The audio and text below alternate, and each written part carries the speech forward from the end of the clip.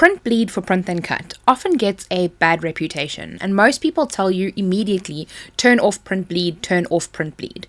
This isn't always the right approach, and yes, sometimes it may solve your problems temporarily. Sometimes it may solve your problems entirely, but it very much depends on what your problem is and how your design is set up. So I want to educate you about what print bleed is and when you should and shouldn't turn it off. My name is Kelly Rossouw, and let's get clacking. If a project ends up looking something like this, and you have print bleed turned on, the immediate knee-jerk reaction is to say, turn print bleed off. Now, the reason why that will lead to more problems down the line is print bleed is actually giving you a hint here as to what is wrong. Now, you may be asking, what is print bleed? Print bleed adds a little bit of color to the edge of your design. It'll add a little bit of color everywhere the Cricut is going to cut. So as an example, what we can see here on the screen is a very, very thick line where it says this book belongs to. And you can't even see the little dashes in the bottom line because print bleed has added a few extra pixels of color around the outline of each and every little block at the bottom. Which means that when your Cricut goes to cut out this design, it's going to cut out each individual letter. And that may work perfectly if you're dealing with vinyl. But because we're dealing with print then cut, we want to more than likely have a sticker with a solid background in a shape or something like that.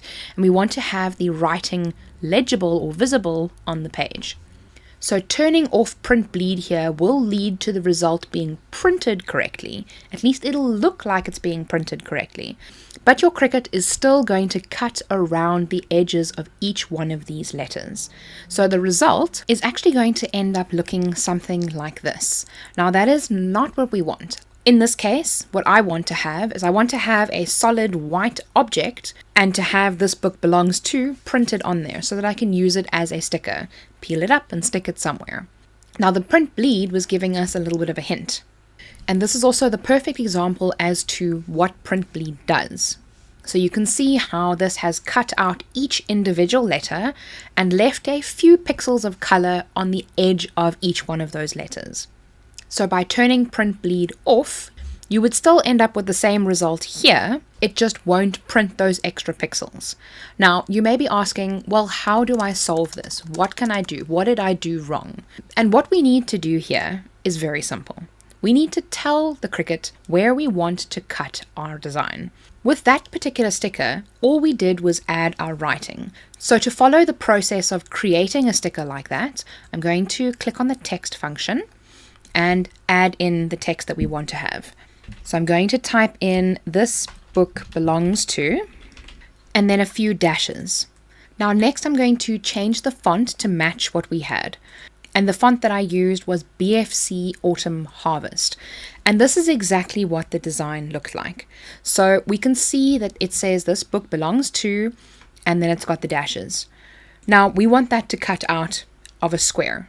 But because we can see the canvas through the design, that means that Cricut is going to cut everywhere around where we can't see. Now, if that doesn't make too much sense, I'm going to add in a shape. I'm going to add in a rounded rectangle. Make it the size that I want. Right click, send to back. And now this rectangle will print the color that it is. So we don't want to print it as gray. We actually want it white. Now your printer more than likely doesn't print white, as printers that require white or ghost ink are extremely expensive and very difficult to use. So any object that is white in Cricut Design Space will simply have no ink applied to it. So if you put in white paper, it will remain white. If your paper is yellow, it will stay yellow. It's not going to print white because, like I said, the majority of home printers do not have any white ink. Now with this design, we can see that the background of the image is now solid, which means that the Cricut is going to cut around the outside if we leave everything design-wise just like that. But because we're going to be using print then cut, we will need to take a few additional steps in order to get it to that stage. Because if you had to just click make now, that is not how it's going to work. We need to select both of the objects or everything that you have on your canvas that you want to turn into a sticker. Flatten is what takes the object from a basic cut type, and you can see here in the layers panel we have two separate layers. So we have our text layer and we have our rectangle. As it stands, Cricut sees these as two separate objects. So just like you were to cut out a vinyl, it would cut them out each individually from two different colors, as they are two different colors. The one is gray and the other one is white. So when we click flatten, you will notice that it kind of merges them into one flatten print then cut layer. You will also notice that the text looks a little bit thinner now. If we compare it to what we had before, we can see that the text has a little black line around the edge, and that'll be the same for everything that you flatten and turn into print then cut. That little black line is showing you where it's going to cut. And as it's no longer going to cut in those sections, that now disappears. It is a little bit more difficult to see the edge of your sticker, especially if you're using a white canvas background. So this next step is crucial for me in learning where your Cricut is going to cut, especially if you're using a white background. So I'm going to click on the little white block next to the blank canvas. You'll notice not very much changes, but in the top bar, it'll say color. You'll have a new kind of a hidden feature. And when you click on that button, you'll be able to change the color of the background of the canvas. So if I click on blue, it'll change to blue. And now you can much more easily see where the Cricut is going to cut and where it's not going to cut. So the white background, the rounded off rectangle that we have, we can now see exactly where that's going to cut. And anywhere that you can see blue, that is what is going to be cut. That's the edge of the print and cut design. So as an example, on the original design, the blue pokes through every section of the words. And like I said, if you were cutting out vinyl, this would be normal. That's what we would expect. But if you're doing print then cut, you don't often want that, as you often want it to be one solid sticker.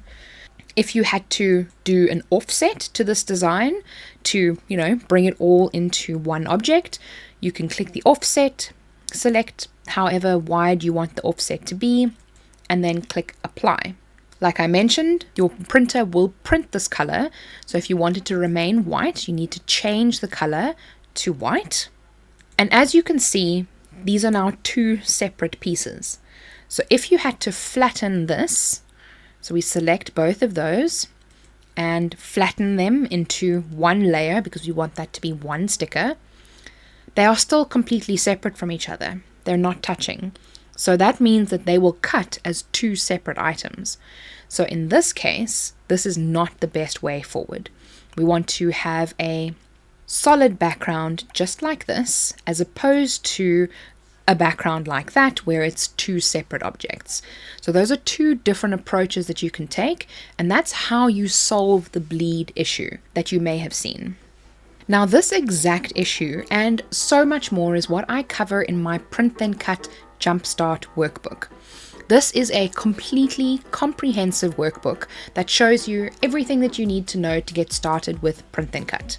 From exploring what Print Then Cut is, to exploring the different kind of materials that you can use for Print Then Cut, size limitations, as well as a printable sizing guide that you can use as a reference every time you need to create something, the best printer to use and how to choose which one for you, how to calibrate your machine, setting up your Print Then Cut stickers, using pattern fill, getting the right cut settings, and it also goes into die cut and kiss cut settings, and so much more, all for only $19. It is an 80-page workbook that covers so much when it comes to Print Then Cut. I am very excited to help you get through your Print Then Cut journey. I know that it'll help you so much with all of your Print Then Cut problems, so I hope that you enjoy it as much as so many of my amazing subscribers have already. and the link is in the description. Thank you so much for listening, and let's get back to the video.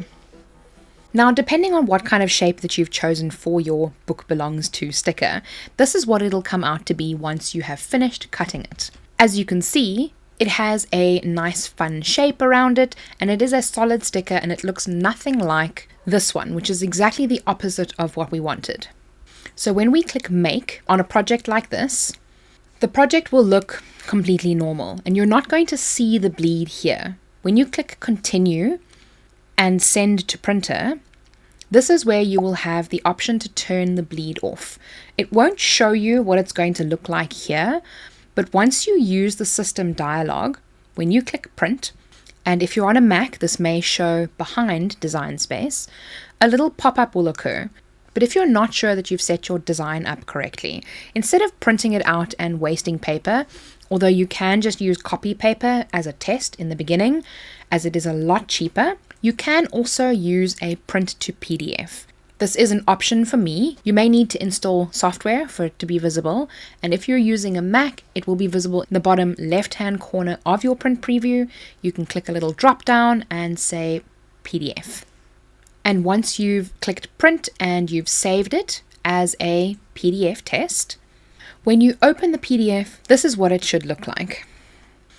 If your project looks like this when you open it, and it doesn't look like this, where you can clearly see the text, that means that you don't have a background on that particular area. And even though we have bleed on, we can see that it hasn't affected our design at all. So we know that our design is now set up correctly. Now you're probably wondering, well, why should I leave print bleed on then? Now print bleed really comes in handy when you're printing things that don't have a white border. As an example, this image that we see here has a little bit of a green border. So if I had to turn print bleed off and my registration wasn't 100% correct, I may see a little white line on the side where my cut maybe wasn't 100% correct. These things never work out to be 100% correct, so print bleed really helps cover that last little stretch where there's a little bit of room for error. So when you have print bleed on a design like this, you can see it looks a little bit funny. It looks quite different to what we have there, especially at the bottom. It is not as nicely rounded. It has a little bit of a flat edge. That means that when the Cricut goes to cut around that section, if the registration is just a tiny bit off, it's going to cut into exactly the same color. And it's not going to have a little bit of a white border around the edge. And that is when I would recommend leaving print bleed on, because it will help you with projects like this. As an example, many people like to use Cricut Design Space for sublimation. And although Cricut Design Space doesn't support sublimation printer color profiles, because the ink that the sublimation printer uses is very different to normal ink, and it changes color once it's been heat activated. So in order to get accurate colors, you need to have a color profile, which tells the printer, instead of printing yellow, rather print this color, because when it's heated and applied onto your mug, for example, it will then come out as yellow, the color that you see on your screen. That's kind of, in a very basic principle, what color profiles are. But if you want to print something through Cricut Design Space for a sublimation mug, and although this is much better done through other programs that do support color profiles and that won't print the print then cut registration marks, if you leave the bleed on, it's going to make pressing that item a lot more difficult. As an example, if we take this design, it doesn't have a white edge around it. So if we click make and continue, I'm going to save it as a PDF so that you can see what I'm talking about. And I'm going to make sure to leave the bleed on so that you can see what the design will look like with bleed on. So here we can see the design has saved. Number one, it will print with the registration marks, which you will then need to cut off if you don't want them transferring onto your object. But also, you see how it adds just a little bit of color to the edge of the actual design. So if we look to the edge of the design, you can see everywhere where it's added just a few pixels of extra color.